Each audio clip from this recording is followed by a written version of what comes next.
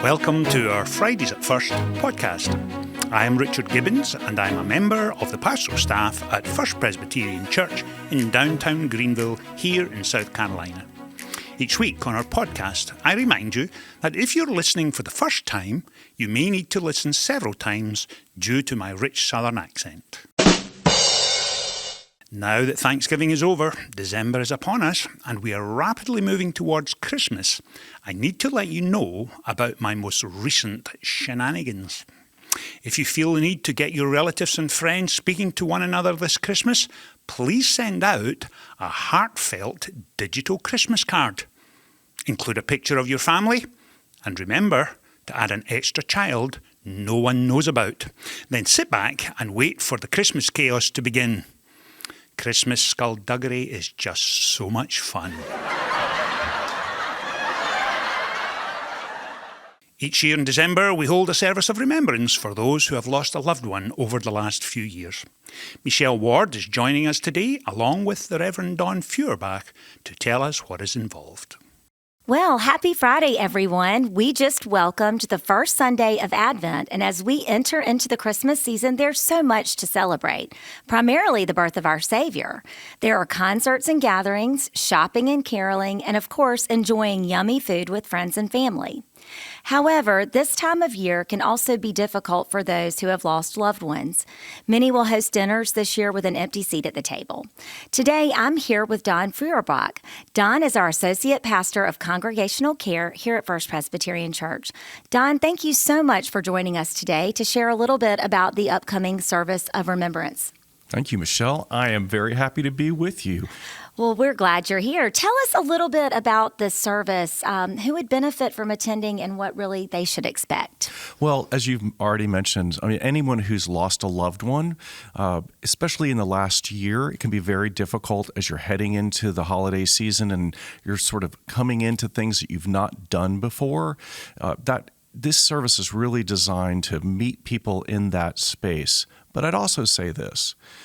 If you've had any big loss in your life in the last year, if you've lost a job, you've lost a relationship, whatever it might be, we're here for that as well. Well, Don, that sounds really special. Certainly a time to pray and be comforted by the church community for any loss. I also understand that Graydon Tomlinson, our Ignite worship leader, is going to be joining us for some special music as well. Is that right? He is. It's going to be great. Just a really good time for people to come together. And then we're going to have a small reception afterwards as well. Oh, that's wonderful. Well, I have to say, we are all so blessed by you and the congregational care team members and partners here at First Presbyterian Church. And we are really looking forward to hopefully being able to provide some comfort and maybe even a little bit of joy during this difficult time. So please make sure you invite a friend. The event, again, will be held next Tuesday in the Harper Chapel at 6:30 p.m. And if you need more information or you'd like to share the service, please visit firstpresgreenville.org/events. Michelle, thank you for that update on what is a very moving and meaningful service. As we continue to look at all that is taking place in December, our Christmas schedule seems busier than ever.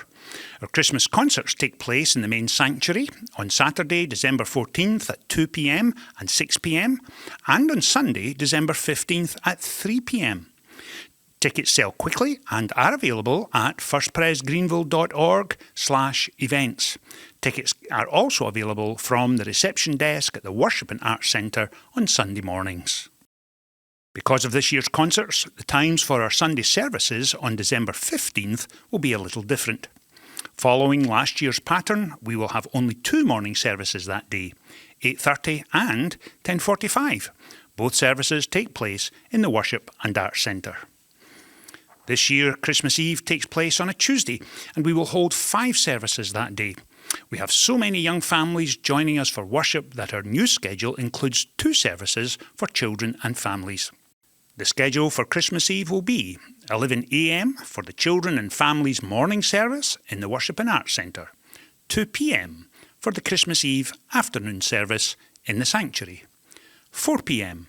for the children and families afternoon service also in the sanctuary, 7 p.m. the candlelight service in the Worship and Arts Centre, and finally 11 p.m. for the watch night service in the sanctuary. Please take a note of these times and bring family and friends with you on Christmas Eve. Last week I mentioned that during December some parts of the building will be out of commission as we install the Christmas zip line for our seniors. In order for the zip line to work well, we will need more volunteers to catch our seniors when they arrive from the roof of the Richardson Street parking garage.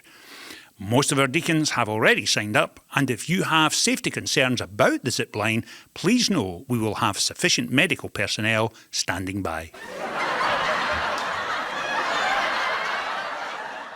A few years ago, I published a series of children's books for Christmas. I initially wrote them for parents and grandparents who wanted to have a fun read of the Christmas story for the children in their families. Last year we reprinted them, and they proved so popular we printed them again this year.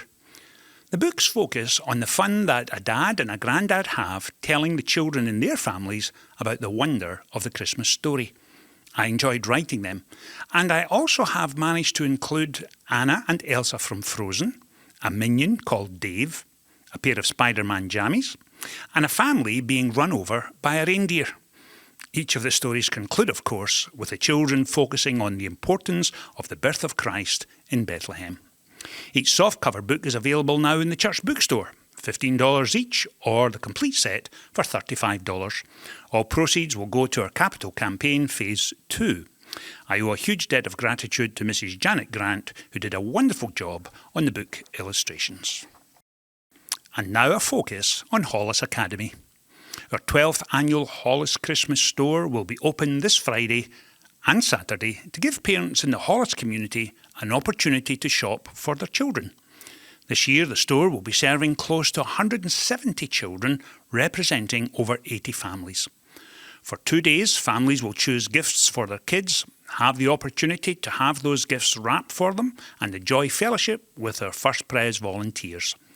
Thank you to the congregation for providing the toys for the store and for the countless volunteers who have made it happen. What an opportunity we have to show the love of God to our neighbours in the Hollis community. Thank you.